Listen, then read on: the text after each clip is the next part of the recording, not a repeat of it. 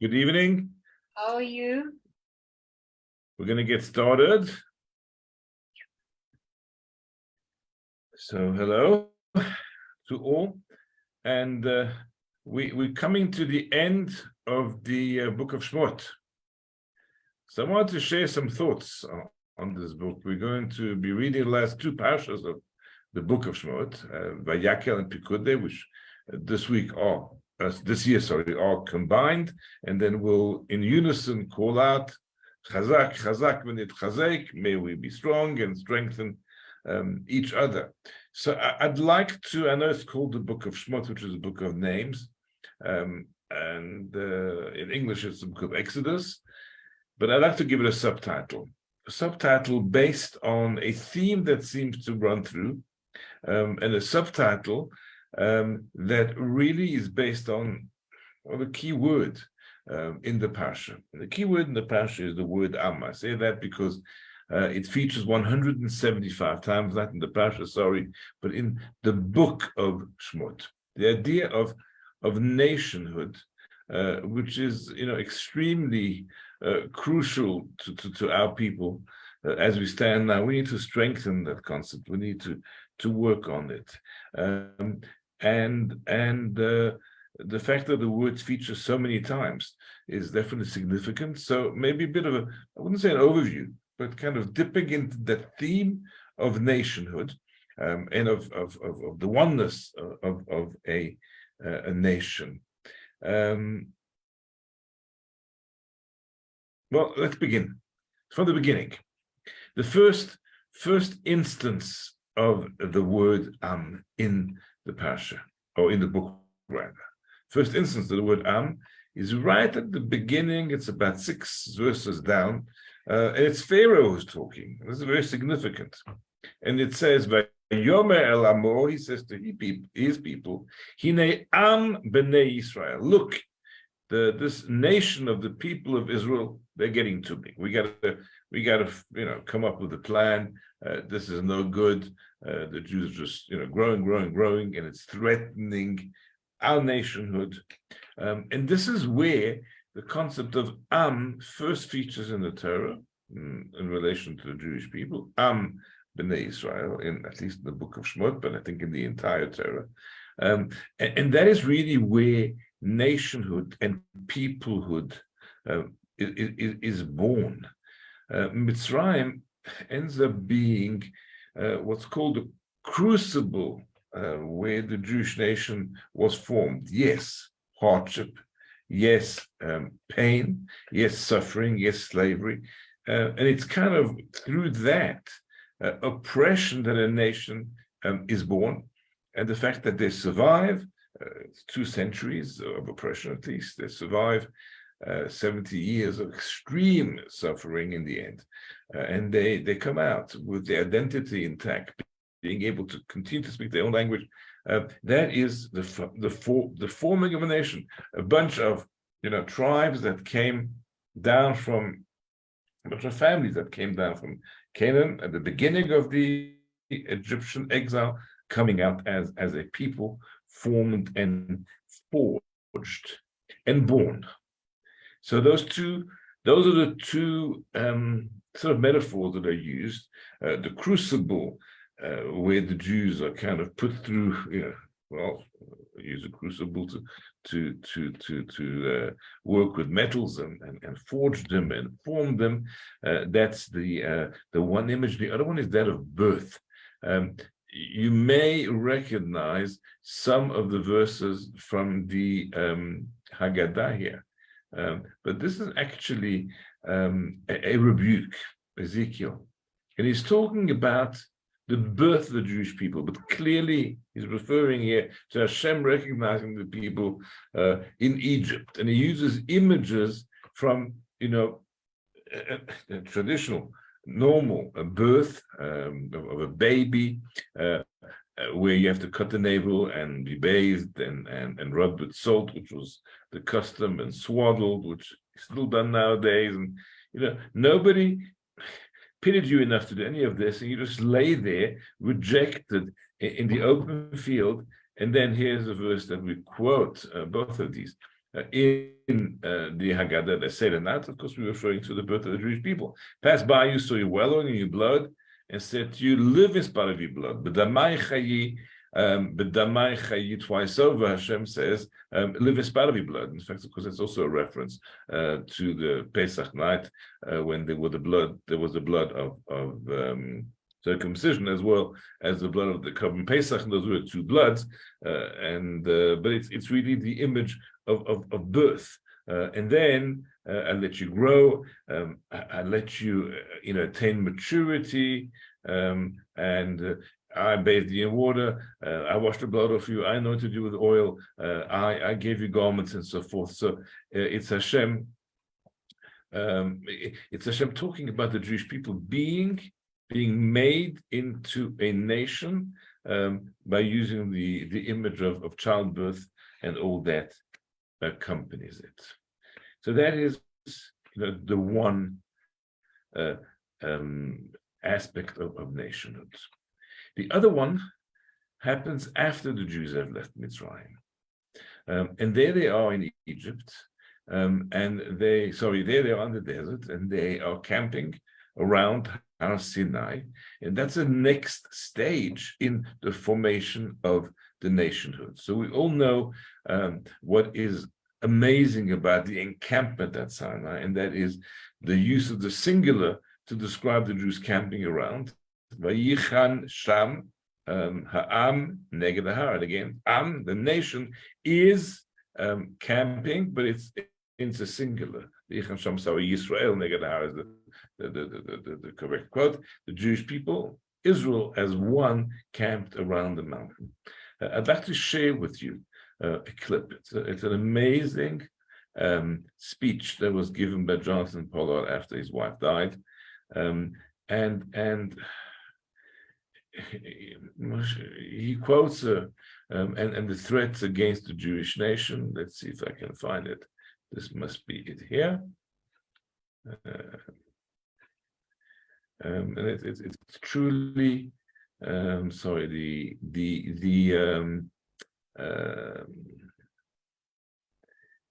subtitles are in Hebrew, but you can see that, just to give you the background, he quotes us saying Hezbollah is not the danger, and where is the danger? Well, let me just switch that on and see if that's going to work. Where is the on button? She took me down to Geula and Mea Sharim almost immediately because she wanted to show me something. She said, look at these people carefully. They don't dress like you, they don't act like you, they don't talk like you, but they are your brothers and sisters. And they are the ones that you owe an immense debt to, because they are the ones that kept our faith alive for 2,000 years of Galut, through Churbans and crusades and concentration camps and who knows what else. So she said, you treat these people with love and respect, and you never forget what you owe them. And then she took me into Tel Aviv, to places that I didn't think she would know about, but she did. And she said, these people too are your brothers and sisters. They don't look like you, they don't act like you, they certainly don't talk like you, but they're lost. And you have to bring them back with love and consideration and a full heart. And they will come back. This is what she talked about constantly, Achdut.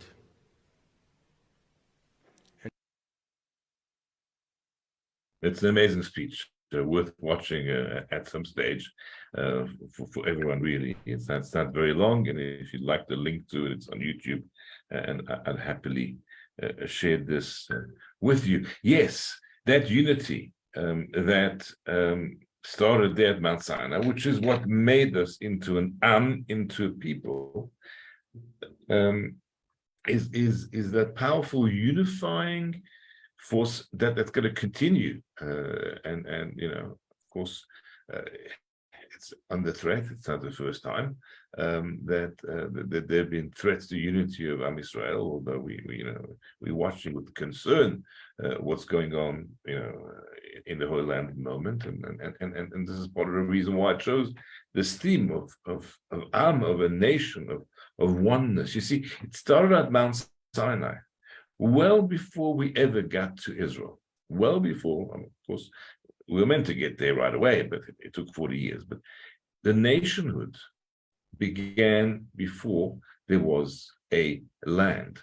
And that becomes a very important part of the survival of Am Israel over the years. The fact that we get the Torah, which is a law in our constitution, and that dictates all of our actions, the way we behave for ourselves and the way we behave in society and towards others.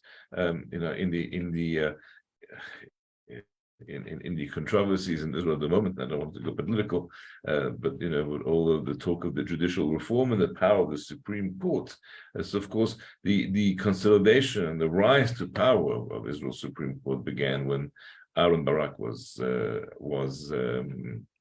the Supreme, what called Chief Justice, and his philosophy, which he shared often, is that for every situation there is a law.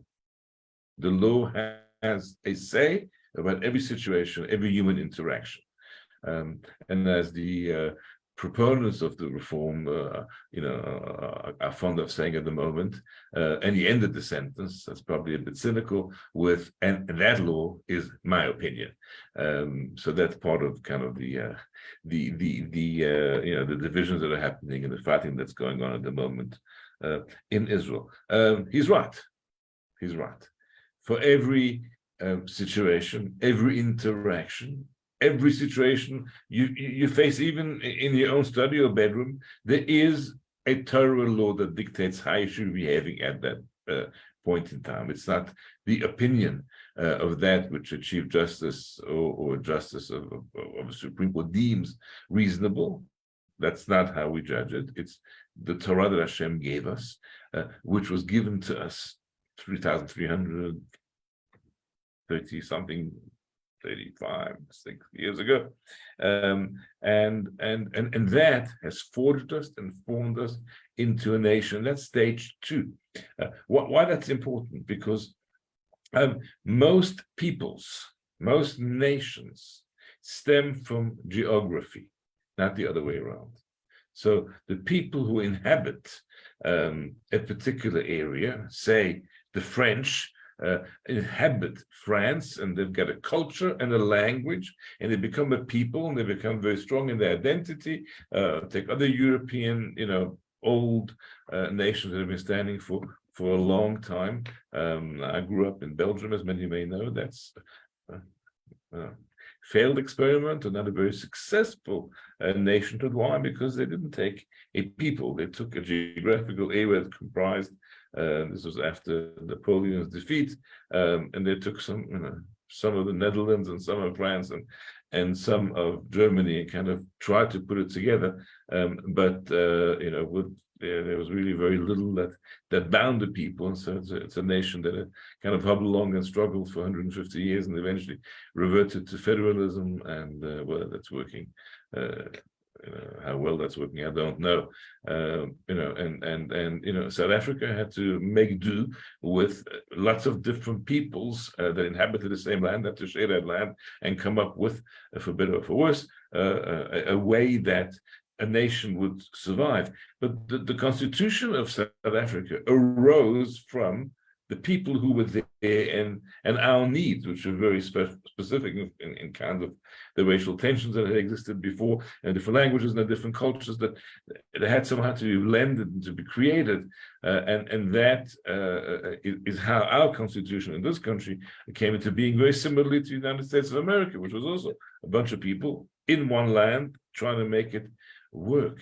The constitution of the Jewish people, so to speak, being constituted as a nation, as an Am, and the set of laws that we were given precede a land, precede the land of Israel being occupied, being inhabited by the Jewish people. Sorry, that was a bad word. Being inhabited by the Jewish people. And therefore, the nationhood transcends a land. And that's how we have survived away from a land in exile for thousands of years. It's because our existence did not depend on the land. It depended on the connection with the land, on praying for the land, on facing the land, but it wasn't solely dependent on physically being present in that land, and therefore there could be survival, and therefore Am Yisrael was able to exist right through this entire time. So that's the second tier in the nation building.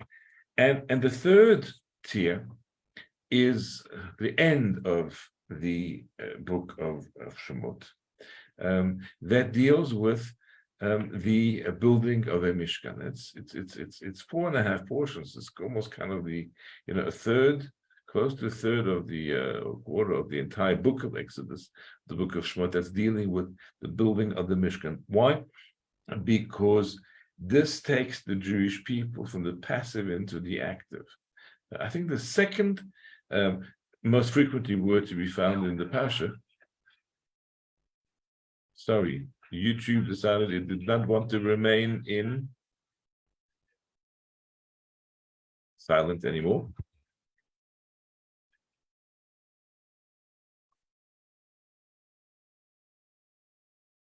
That's it. So there's my computer doing its own thing and playing songs that have nothing to do with this year, even though I've got a song that I want to share with. That was not the one. So where was I? So we're building the Mishkan, and we're going from the passive phase into the active phase. For the beginning of the book of Shemot, we are leaving Egypt. We're not leaving Egypt. We got plucked out of Egypt. We didn't have the resources, the ability, the strength, the power, the resources to leave Egypt. Hashem is doing everything for us. He took us out of Egypt. We may have walked, but he kind of opened the gates, and he's taking us through deserts and seas, and he's feeding us manna from heaven. And on the religious front, he is giving us the tablets from heaven. And of course, we know that didn't work all that well, because 40 days later, there was a breakdown in that relationship with Hashem. We got to the next stage. Hashem gives us a second set of tablets, and along comes an instruction to build a sanctuary for Hashem, and it's us doing it. And if you page through those 4.5 portions, it's Teruma, Tetzava, a good part of Kitisa, and then of course tomorrow we get the double. So this Shabbos we get the double portion of Vayikra. What's the word that you see? Ve'asita, you shall make. Ve'asu, and they made. Okay, first it's the instructions, and then it's the actual fulfillment of it. We are going away from the passive.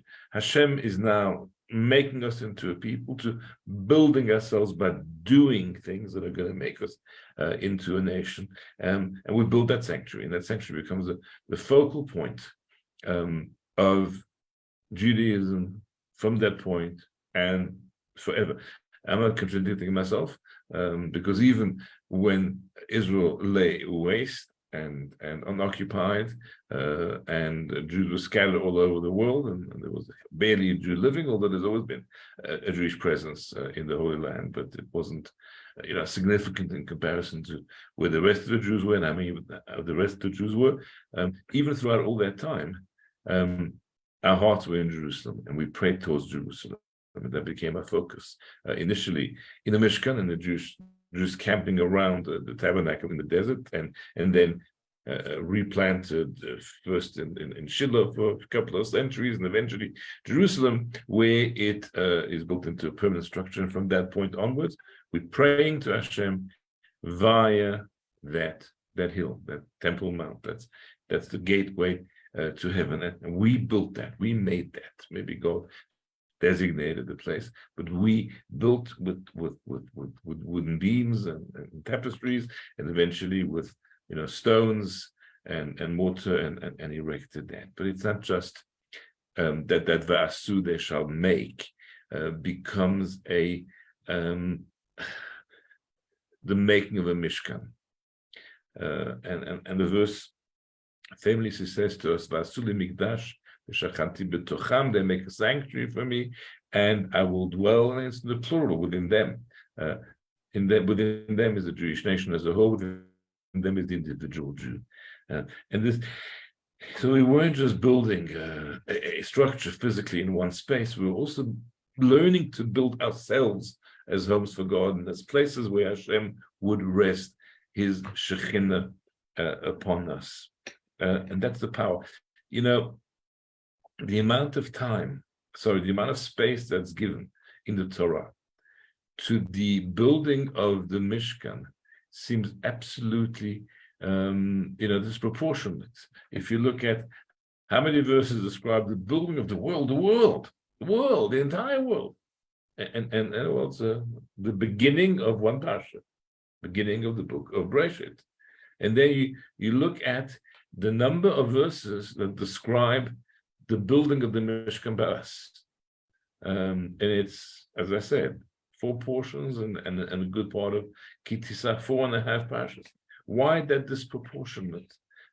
So I actually was listening to Shio this morning, and I heard it very fascinating that there were actually 613 activities that were required to make every aspect of the Mishkan, from the erection of the wood to the weaving of the tapestries, to the building of the various vessels, to the creation of the Bigdei Kehuna, the garments that the Kohen Gadol and the regular common Kohanim wore.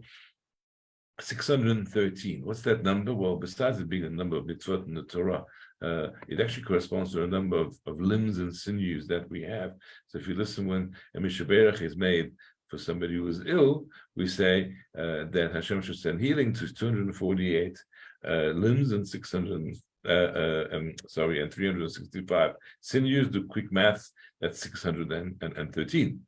And we have to build ourselves as sanctuaries for Hashem. So we follow the instructions. Of course, that would be, one would have to have insight into the Kabbalah of this Mishkan to be able to understand exactly what corresponds to what, and which aspect of the Mishkan corresponds to what happens within us. But we are making ourselves a sanctuary. We're busy, and this is something we do today.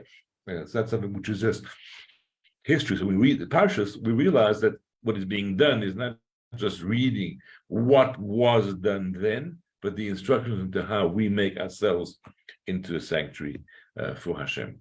I want to end by explaining the title of tonight's share, which on the WhatsApp I said, a man wakes up in the morning and realizes he's a nation. And that's actually the title of a classic Israeli song, something very, very different, but I'll try and get the words up for you on the screen. The tune is by Shlomo Artzi, who performed this on Israel's 50th Jubilee. And the words, Pitom Kamadam, suddenly a man gets up, Baboker in the morning, Margishu Am, he realizes that he is a people. Matchil Alechet, and starts to walk. Okay, I'm not sure I got the words right, but he greets everybody with the words Shalom. Shalom. He's greeting everybody, and that's really about building up a peoplehood. And of course, that was very relevant when Israel celebrated its 50 years, and it's a message that now we should all listen to, because it's about realizing that all of us have a part to play in the individual becoming a part of a nation. So this is what we want. Let's see if I can get the...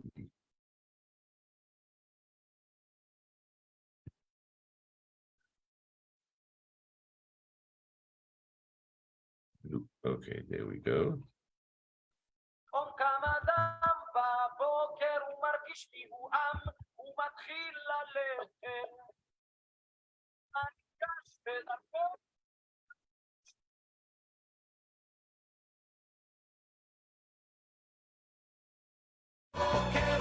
מרגיש כי הוא עם, הוא מתחיל ללכת.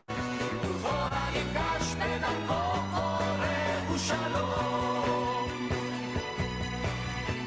גנים עולים מול פניו, מבין חריצי המדרכת, וניחוחות לראשו מדיפים עצי הזדרכת.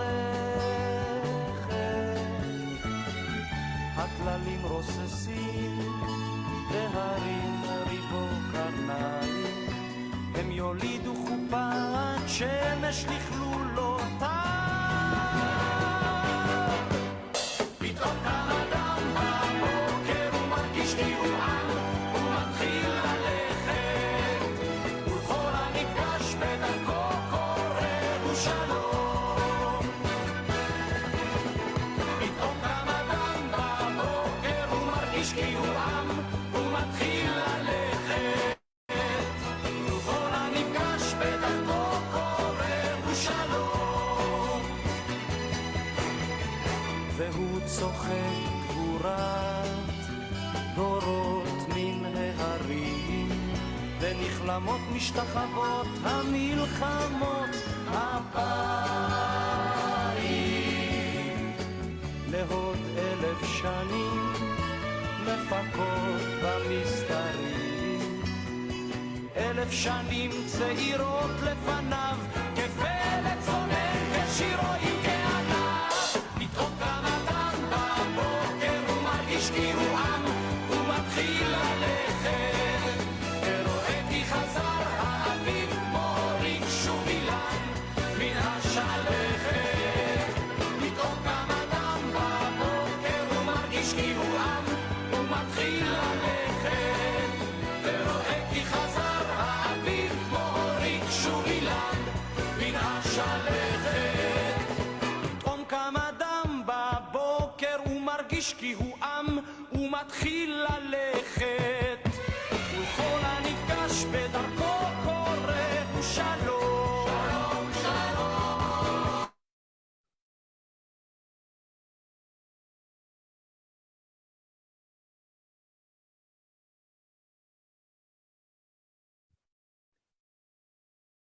That's a call to all of us.